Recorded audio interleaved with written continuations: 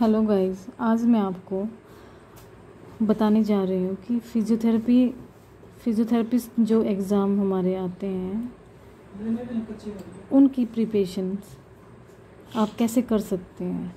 Simple सा जो idea है, और इस आइडिया से आपको एग्ज़ाम देने में इजी भी रहेगा और टॉपिक वाइज आपका सिलेबस भी कवर हो जाएगा। सो आप देखते रहिए कि आपको कैसे इन टॉपिक्स को कवर करना है। सबसे पहले आप क्या करेंगे, आपको पार्ट 1 लेना है। पार्ट 1, तो पार्ट 1 में आपको क्या करना है, पार्ट 1 में आप इलेक्ट्रोथेरेपी को लें। इलेक्ट्रोथेरेपी सब्जेक्ट को लें, क्योंकि इलेक्ट्रोथेरेपी सब्जेक्ट छोटा भी है और इंटरेस्टिंग भी है। सो आप सबसे पहले आप इस सब्जेक्ट को लें, और क्योंकि इस सब्जेक्ट से क्वेश्चन हर फिजियोथेरेपिस्ट एग्ज़ाम में आते हैं, चाहे वो एम्स का हो या फिर रेलवे का हो या ओएनजीसी का हो, ईएसआई का हो, तो आपको हर जगह इस सब्जेक्ट के क्वेश्चंस आपको देखने को मिलेंगे। कम से कम आप 5 और 7 क्वेश्चन मानकर चलें कि 5 और 7 क्वेश्चन आते हैं। ठीक है, 5 भी आ जाते हैं और 7 क्वेश्चन भी आने के चांस हो जाते हैं।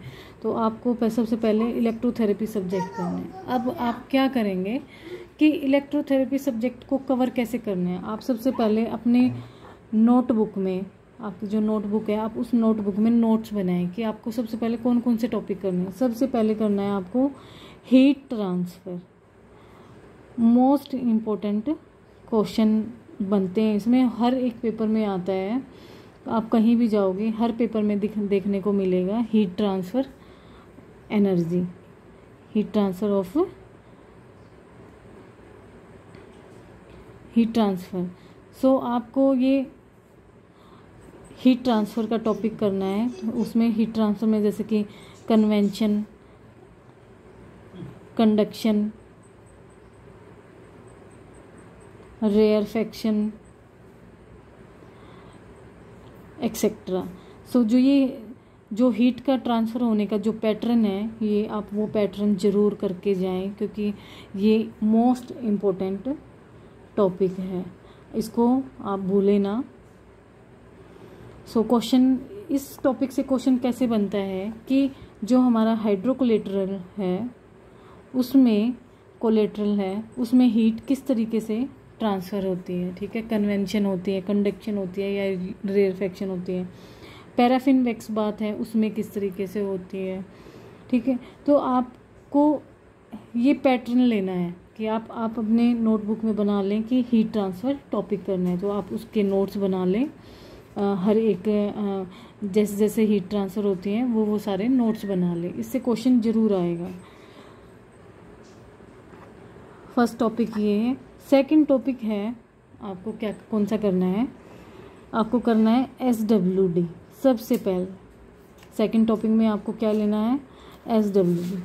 सो आपको, अगर आपके पास टाइम है और अभी से आप एम्स एग्ज़ाम की तैयारी कर रहे हैं, तो अच्छी बात है कि आप हर टॉपिक को लंबे समय तक पढ़ सकते हैं। या जैसे कि एक बुक से पढ़ लिया, फिर उसका जो स्टैंडर्ड डेविएशन है आपने दूसरी बुक से चेक कर ली।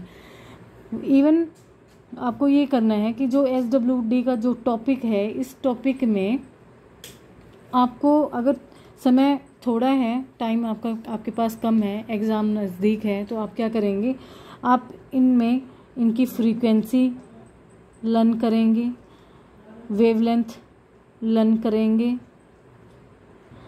और contraindication and indication, and SWD का प्रोसीजर, कि SWD में जो सर्किट होते हैं उनका प्रोसीजर आपको पढ़ना है। तो आपको ये शॉर्ट नोट्स बनाने हैं। आपको SWD पढ़ने के बाद आप उसमें से छोटे छोटे नोट्स बना लेना कि SWD की फ्रीक्वेंसी ये है, वेवलेंथ ये है, कॉन्ट्राइंडिकेशन ये है, इंडिकेशन ये है। अगर इंडिकेशन कॉन्ट्राइंडिकेशन ऑलमोस्ट सबको पता होती है, तो उनको लिखने की ज़रूरत नहीं है। आप अपने नोट्स को भी इतना लेंदी ना बनाएं कि आपको एग्ज़ाम के टाइम में पढ़ने में दिक्कत आए। सो आप इसका प्रोसेस जो आपको इस टॉपिक में इम्पोर्टेंट लगता है कि ये क्वेश्चन आ सकता है, ऐसे इस पे क्वेश्चन बन सकते हैं। अब जैसे कि इसकी वेवलेंथ 11 मीटर है, ठीक है, तो आप यहाँ ध्यान दीजिए।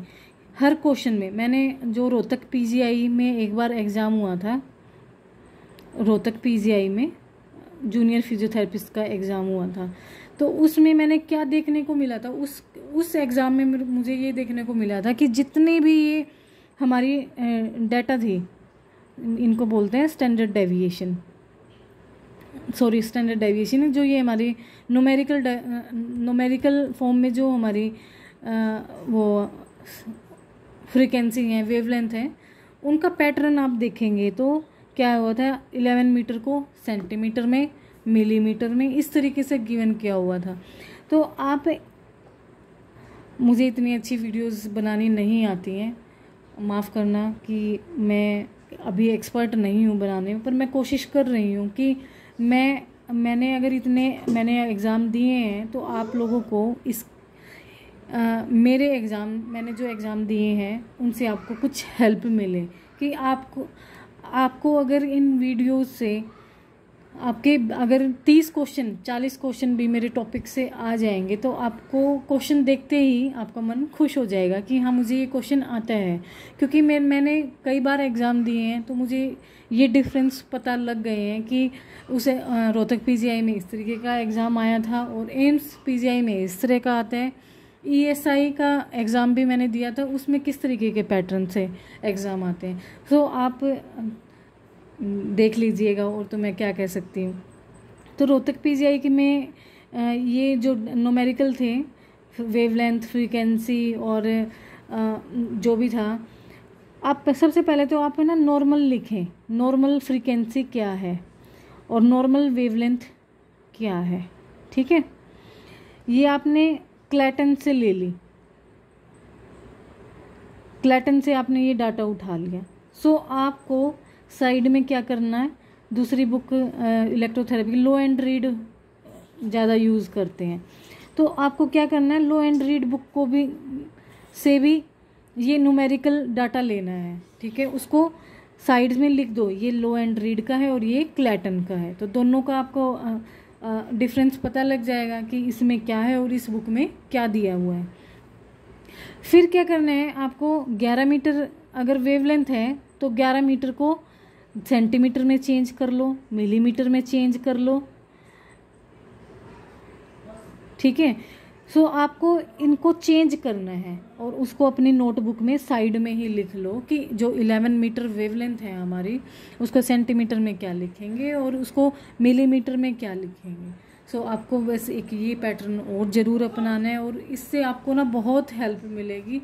आप यकीन ना करें, मैंने रोहतक पीजीआई वाले पेपर में सिर्फ एक यही गलती की थी और ये पेपर देने के बाद मुझे ये आइडिया हुआ था कि शायद एम्स जो हॉस्पिटल है उसके एग्ज़ाम भी इसी तरीके से आएंगे। तो मैंने अपने नोट में, छोटे छोटे नोट्स में या बुक में जब मैं पढ़ती थी, रीड करती थी, तो मैं साइड में लिख लेती थी। कोशिश करूँगी, मेरे पास अगर टाइम होगा तो मैं ज़रूर ये नोट्स बनाने की कोशिश करूँगी, ठीक है। और मैंने एम्स का जो एग्ज़ाम दिया था 2021 का, तो उसके कम से कम 90-100 क्वेश्चन के आइडियाज़ मुझे पता है कि ये क्वेश्चन आए थे, क्योंकि मैंने मन लगा के तैयारी भी की थी। होप्सो कि मेरा नहीं हो पाया, कुछ गलतियां मेरी रही हैं कि जिस वजह से नहीं हो पाया, पर मुझे इतना आइडिया ज़रूर हो गया कि ये क्वेश्चंस आए थे और इस तरीके से क्वेश्चन आते हैं, इस टॉपिक से बनते हैं और हमें ज़्यादा टाइम ना वेस्ट करके हमें इस तरीके का पैटर्न हमें यूज़ करना चाहिए। अब करते हैं SWD के बाद आपको करना है, थर्ड टॉपिक करना है। ऐसे ही आपको IFT लेनी है, ऐसे ही आपको टेंस का टॉपिक लेना। IFT में फ्रीक्वेंसी, वेवलेंथ इस तरीके से लेना है। टेंस में भी आपको इसी तरीके से लेना है, फ्रीक्वेंसी और वेवलेंथ। ज़्यादा आपको पढ़ने की नीड नहीं है कि आप पूरा पूरा पढ़ेंगे, अगर टाइम है तो आप पढ़ सकते हैं, बहुत अच्छी बात है। बुक्स आप जितना पढ़ेंगे उतने आपके कंसेप्ट क्लियर होंगे। तो इसमें आपको क्या करना है, फ्रीक्वेंसी और वेवलेंथ लिख लेना, वही ऐसे क्लेटेंस की और उसके लो एंड रीड बुक की न्यूमेरिकल फॉर्म में। वो उनको भी अपना ग्राम, मिलीग्राम, हैजेट्स है, तो हैजेट्स को हाई लेवल में क्या लिखा जाता है, लो लेवल में क्या लिखा जाता है, 0.111। आप इस तरीके से इनको निकाल लेना, इनके न्यूमेरिकल फॉर्म को निकाल लेना, ज़रूर लिख लेना कि नॉर्मल ये है, और इसको अगर इसमें करेंगे, ग्राम में करेंगे तो ये इतने ग्राम हो जाएगा, किलोग्राम में करेंगे तो इतना होगा। इस तरीके से आपको अपने न्यूमेरिकल डाटा को तैयार करना है। फोर्थ करना है आपको अल्ट्रासाउंड। ठीक है, अल्ट्रासाउंड में आपको फ्रीक्वेंसी करनी है, वेवलेंथ करना है, डीप एंड सुपरफिशियल। सो ये आती हैं। ठीक है, इस डीप और सुपरफिशियल में भी डीप 1.0 और सुपरफिशियल 3.0 ये न्यूमेरिकल है, तो इसको आपको कन्वर्ट कर लेना है। ठीक है, 1.0 को हम 0.1, 3.0 को 0.3, इस तरीके से आपको अपने न्यूमेरिकल डाटा को लिख लेना है। और इसमें एक सबसे ज़्यादा क्वेश्चन आता है हर बार, हर एग्ज़ाम में अल्ट्रासाउंड से ये क्वेश्चन आता है कि इफ़ेक्ट आता है। ये आप भूल के बिल्कुल भी मत जाना कि पीजो इलेक्ट्रिक इफेक्ट होता है या रिवर्स पीजो इलेक्ट्रिक इफेक्ट। ठीक है, इसमें कैपेसिटर का भी टॉपिक आ जाता है, एंड वाइब्रेशन से भी टॉपिक आ जाता है। तो मोस्ट ऑफ क्वेश्चन आता है या तो कैपेसिटर और या फिर पीजो इलेक्ट्रिक इफेक्ट। ये इफेक्ट का जो टॉपिक है ना, आप ये जरूर देख लेना कि अल्ट्रासाउंड में पीजो इलेक्ट्रिक इफेक्ट होता है या रिवर्स पीजो इलेक्ट्रिक। वैसे ही रिवर्स पीजो इलेक्ट्रिक इफेक्ट होता है। फिर आपको करना है टॉपिक करना है आपको प्रूव सोरलेंस अल्ट्रावायलेट। तो आपको ये टॉपिक आपको पढ़ना है। इसमें जो डोज आती हैं, अभी तक तो वो डोज आई नहीं है, पर रोहतक पीजीआई वाले पेपर में ये डोज आई थी, E1, E2, E3, E4 की डोज आई थी। ठीक है, तो सोरलेंस अल्ट्रावायलेट रेडिएशन। सो आपको इस टॉपिक को जरूर, मोस्ट इम्पोर्टेंट टॉपिक है।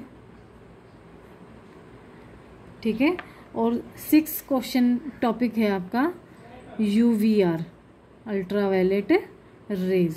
तो अल्ट्रावायलेट रेज में मेनली क्या होता है कि रेडिएशन। ठीक है, डीप रेडिएशन। आप सबसे पहले आप करना रेनबो में जो कलर होते हैं, ठीक है, जो ये 7 कलर से जो रेनबो बनता है, उस रेनबो के 7 कलर आप जरूर लर्न कर लेना। कई बार क्वेश्चन आ चुका है। ठीक है, रेनबो कलर, डेप्थ, फ्रीक्वेंसी। ठीक है, इसको मत भूलना, आप करके जाना। ठीक है, अल्ट्रावायलेट रेज में आपको अल्ट्रावायलेट रेज A, B और C। ठीक है, आपको ये करनी है अल्ट्रा ABC, और मोस्ट इम्पोर्टेंट अल्ट्रावायलेट C आती है। ठीक है, C को छोड़ना नहीं है, आपको करना ही करना है। और एक टॉपिक है इसमें आइंटोफोरेसिस, अल्ट्रासाउंड में ही IONTO, एंटोफोरेसिस, फोनोफोरेसिस। ठीक है, इनमें जो हम ये जेल यूज करते हैं ना, ठीक है, ये many different types of gel होती हैं।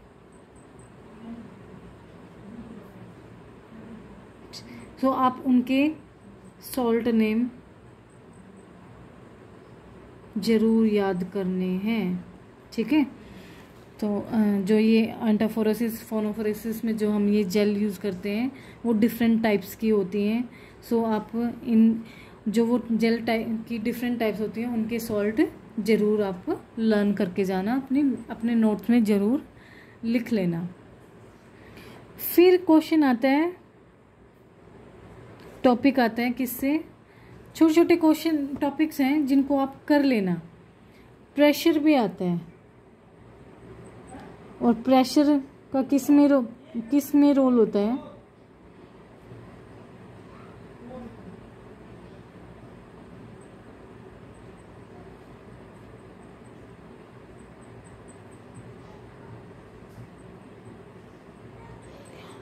प्रेशर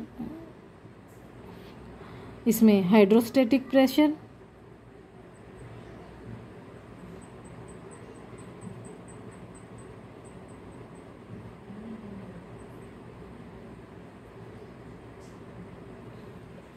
बुएंसी फोर्स,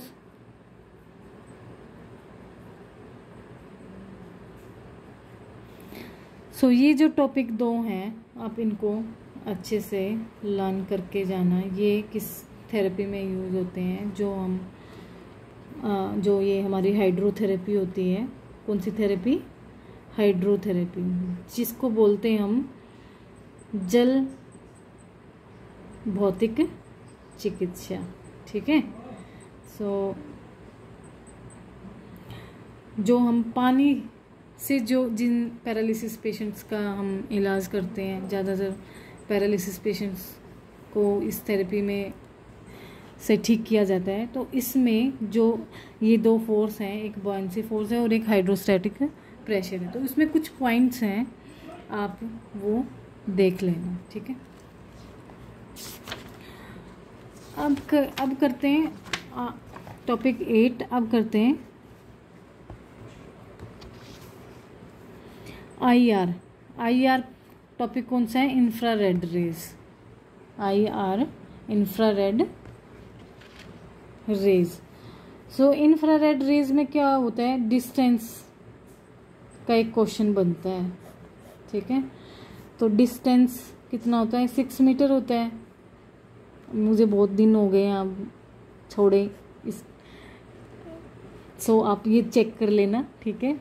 मैंने तो आइडिया सा ही बताया है, क्या पता ये ठीक भी हो सकता है, ज़रूरी नहीं है कि इतना गैप हमें UVR की लैंप को रखना चाहिए, ठीक है। ये मैंने लिख दिया है, आप अपना चेक कर लेना, जो भी है आप वो अपना करें। तो 6 मीटर को सेंटीमीटर में करेंगे कन्वर्ट, ठीक है, और फिर मीटर में करेंगे कन्वर्ट, ठीक है, और मिलीमीटर में करेंगे कन्वर्ट। सो आपको ये जो 3 आपके न्यूमेरिकल बनेंगे, ये तीनों आप लिख लेना, कितने डिस्टेंस पे, 6 मीटर में, मिलीमीटर में, सेंटीमीटर में, इस तरीके से आपको ये करना है, ठीक है। 10वां टॉपिक है आपका ट्रैक्शन में टॉपिक वैसे कम ही आया, CS एंड LS। सो ये आपको सबको पता होता है कि 1/3 एंड 1/7 ट्रैक्शन हम अप्लाई करते हैं, ठीक है। सो आप एक बार ज़रूर रीड कर लीजिएगा, दोबारा से पढ़ लीजिएगा। मैंने जो एग्ज़ाम दिए उसमें अभी तक तो ट्रैक्शन का कोई टॉपिक आया नहीं है, सिर्फ आया है तो सिर्फ एक पेपर में आया था, रोहतक PGI के पेपर में आया था।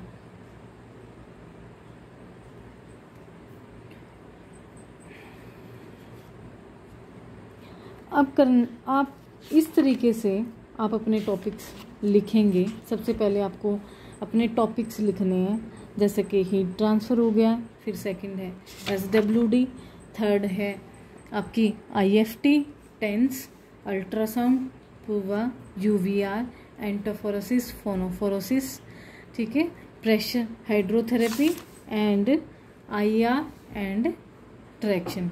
हाँ, आपका एक क्वेश्चन बन सकता है मैंने ये इस क्वेश्चन को देखा है, पैराफिन वैक्स बाथ एंड हाइड्रोकोलेटरल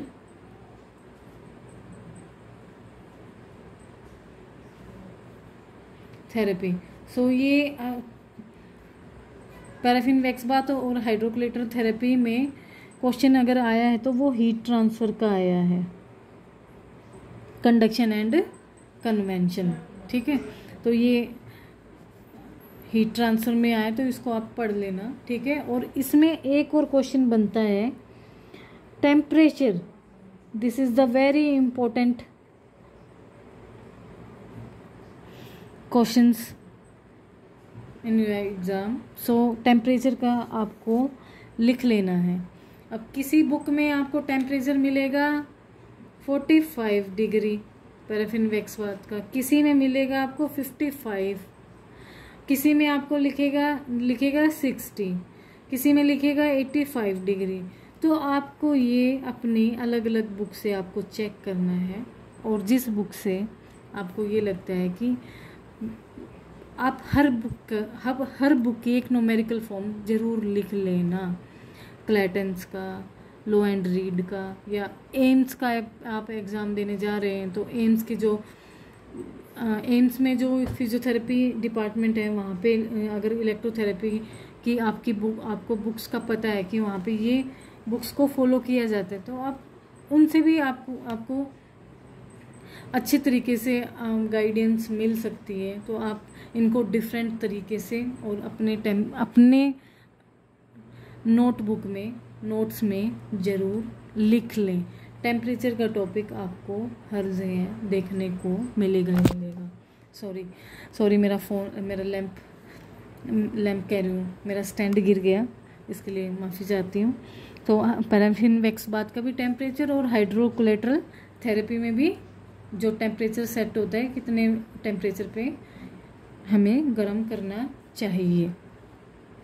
और जो ये हमारे पैक हैं हाइड्रोकोलेटर पैक, इन पैक्स के अंदर आपको क्या डला होता है, जेल डला होता है, मैग्नेट डली होती हैं, लकड़ी डली होती है, तो आपको ये ज़रूर देखना है। 12th टॉपिक बनेगा आपका आइस थेरेपी से। किससे? Ice therapy. आइस थेरेपी में आपको सबसे पहले क्या, टेम्परेचर ज़रूर से भी ज़रूर आपको टेम्परेचर याद करना है, लर्न करके जाना है। और आइस थेरेपी में आपको वैजोकंस्ट्रिक्शन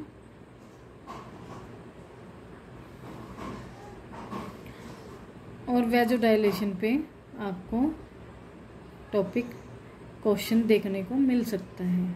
ठीक है, तो आप ये करके ज़रूर जाना। ठीक है, आपको मेरी इन नोटबुक और नोट से जो मैं आपको बता रही हूँ इससे हेल्प मिल सकती है। आप अपने नोटबुक में लिख लीजिएगा कि मेरे को, आप पहले ही अगर प्रिपेयर कर रहे हैं तो आप ज़रूर लिख लीजिए। 13 क्वेश्चन बनता है आपका कॉन्ट्रास्ट बाथ।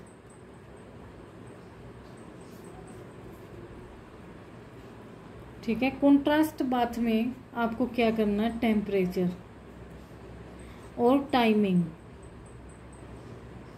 ठीक है, तो इसमें हम 11 मिनट की टाइमिंग देते हैं, 11 मिनट। ठीक है, 3 मिनट हॉट, 1 मिनट कोल्ड, फिर 3 मिनट हॉट, फिर 1 मिनट कोल्ड, फिर 3 मिनट हॉट। शुरू हॉट से करते हैं और ख़त्म भी हॉट से ही किया जाता है। तो अब ये कॉन्ट्रास्ट बाथ का टेम्परेचर चेक कर लेना और किस किस डिजीज़ में क्या दिया जाता है आप वो भी देख लेना।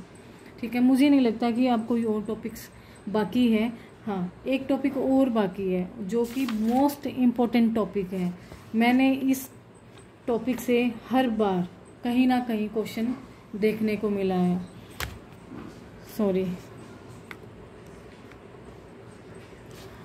रोहतक पीजीआई में भी और एम्स में भी, एम्स दिल्ली एंड झज्जर। ऋषिकेश का शायद मैं दे नहीं पाई थी। सो मोस्ट इम्पोर्टेंट टॉपिक है MWD, ठीक है। MWD की फ्रीक्वेंसी, वेवलेंथ आप ज़रूर करके जाना, और किस के लिए यूज़ की जाती है, इंडिकेशन, कॉन्ट्रा इंडिकेशन, आप MWD को पूरा अच्छे तरीके से करके जाएंगे। नेक्स्ट आपका टॉपिक बनेगा लेज़र थेरेपी का, ठीक है। देखो, लेज़र थेरेपी वैसे बहुत ही लंबा टॉपिक है, बहुत ही लेंथी टॉपिक है। इस टॉपिक को पढ़ते पढ़ते भी आप इस टॉपिक पे बहुत सारे क्वेश्चन बन जाते हैं। इवन मैं आपको एक और बात बताना चाहती हूँ कि मैंने एक बार 2020 में UPSC का एग्ज़ाम दिया था। उस एग्ज़ाम में मैंने लेज़र थेरेपी पे क्वेश्चन देखा था, और क्या पूछा हुआ था उसमें लेज़र थेरेपी में कि फुल फॉर्म ऑफ लेज़र। एक क्वेश्चन तो यही बन गया आपका, फुल फॉर्म ऑफ लेज़र। 4 आपको ऑप्शन मिलेंगे और उसमें से आपको इसको बताना है कि इसकी फुल फॉर्म क्या है। एक क्वेश्चन तो आपको यही हो गया, क्योंकि ये आपको मैं रोहतक PGI में भी आया था और UPSC के पेपर में भी आया था। आप ये मत सोचिएगा कि ये जो थेरेपी हैं ये सिर्फ हमारे ही सब्जेक्ट्स में आती हैं, नहीं। ये लेज़र थेरेपी में का टॉपिक इन्होंने साइंस के नोट से उठाया हुआ था। फिजिक्स का ये क्वेश्चन बन रहा था। प्रीलिम्स के पेपर में लेज़र की फुल फॉर्म आई थी। आप ये लर्न कर लेना, ठीक है। Types of laser, full form of laser, types of laser, and then types of laser के बाद उनकी फ्रीक्वेंसी और यूजेस, वेवलेंथ वगैरह ये लिख लेना, ठीक है। और ये भी देखना कि किस टाइप का लेज़र सबसे ज़्यादा यूज़ किया जाता है और किसका नहीं किया जाता। आपको ये दोनों ही टॉपिक आपको करने हैं। आई थिंक टॉपिक सारे हो चुके हैं, मुझे नहीं लगता कि कोई टॉपिक रह गया है, और अगर इवन रह भी गया है तो मैं नेक्स्ट वीडियो में आपको बता दूंगी। और भी बहुत सारे मुझे आइडियाज़ हैं। मैंने ESI का भी, फिजियोथेरेपी का एग्ज़ाम दिया था, और इवन रोहतक PGI का भी मैंने एग्ज़ाम दिया था। कानपुर PGI के लिए मैं वेट कर रही थी। अदर स्टेट में मैंने कोई एग्ज़ाम दिया नहीं है, हाँ, बट मैंने एम्स दिल्ली और जज्जर वाला मैंने पेपर दिया था आपकी बार। और उससे पहले भी, ये मान लो 3-4 साल पहले, जब मुझे पता भी नहीं था कि मुझे तैयारी कैसे करनी है, उस टाइम पे एक बार एम्स के एग्ज़ाम आए थे। सिर्फ 4 ही वैकेंसी थी उस टाइम पे। मुझे ईयर का आइडिया नहीं है कि किस ईयर में मैंने दिया था। आइडिया बस 2013 या 14 के आसपास ही ये पेपर एम्स का कंडक्ट हुआ था, और एक पेपर कैंसिल हो गया था। मैंने कई सारे एग्ज़ाम दिए हैं, तो मुझे थोड़ा सा अभी इसलिए आइडिया हो गया। आप ये अपने नोट्स में ज़रूर बना लेना, और कोशिश करना कि आप इस तरीके से आप बनाएं। अगर आपके पास टाइमिंग ज़्यादा है और आप नोट्स को लंबा बना सकते हैं, आप एक काम करिएगा कि जब आपके लेंदी नोट्स बन जाएं, तो उसमें से आपको शॉर्ट निकालने हैं, और भी शॉर्ट निकालने हैं। जितना आप टॉपिक्स की, बुक्स की, अपने नोट्स की रिपीटिशन करेंगे, उतना ही आपको एग्ज़ाम के अंदर कॉन्फिडेंस आएगा। आपको अटेम्प्ट करने में आप इजी हो जाएंगे, क्योंकि रीडिंग ही एक ऐसा तरीका है जिससे हम अपने एग्ज़ाम में भी कॉन्फिडेंटली एक क्वेश्चन का आंसर बता पाते हैं। तो आपको अपने नोट्स में ये चीज़ें सारी रखनी हैं, ठीक है। और नेक्स्ट वीडियो में मैं आपको एक्सरसाइज का बताऊंगी कि एक्सरसाइज के क्वेश्चंस किस तरीके से आते हैं, और मैं जिस एग्ज़ाम में जिस एरिया से, जिस हॉस्पिटल से मैंने एग्ज़ाम दिए हैं उनके मैं पैटर्न ज़रूर बताऊंगी कि आप इस पैटर्न से आप लर्न करें, आप अपने नोट्स बनाएं और अपने जो आपके एग्ज़ाम है उसको क्लियर करें। Thank you.